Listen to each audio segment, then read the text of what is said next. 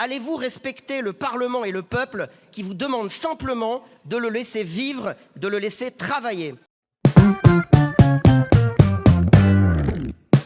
Monsieur le Premier ministre, ma première question est extrêmement simple. Est-ce que le Parlement vous dérange?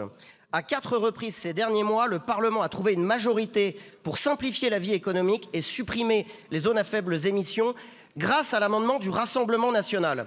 Or, vous avez arbitrairement désinscrit le vote final sur ce texte très attendu et c'est une forfaiture démocratique, une dérive illibérale de ce macronisme autoritariste.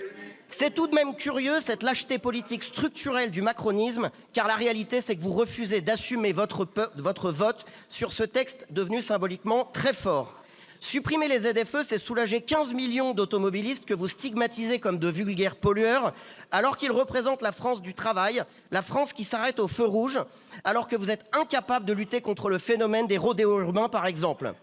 Supprimer les ZFE, c'est aussi soulager la France du C15. Et je salue tous les artisans, notamment du bâtiment et des travaux publics, à qui les ZFE interdisent les chantiers en ville. Alors ma question est la suivante, monsieur le ministre. Allez-vous respecter le Parlement et le peuple qui vous demandent simplement de le laisser vivre, de le laisser travailler?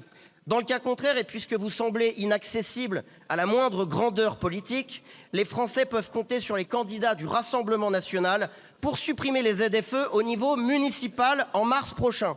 Votre écologie punitive cancérigène va même jusqu'à nommer à la tête de l'Office français de la biodiversité une militante d'Extinction Rébellion qui ne manquera pas, je cite, qui ne manquera pas d'en avoir rien à péter de la rentabilité des agriculteurs.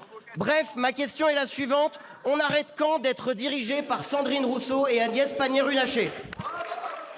Merci.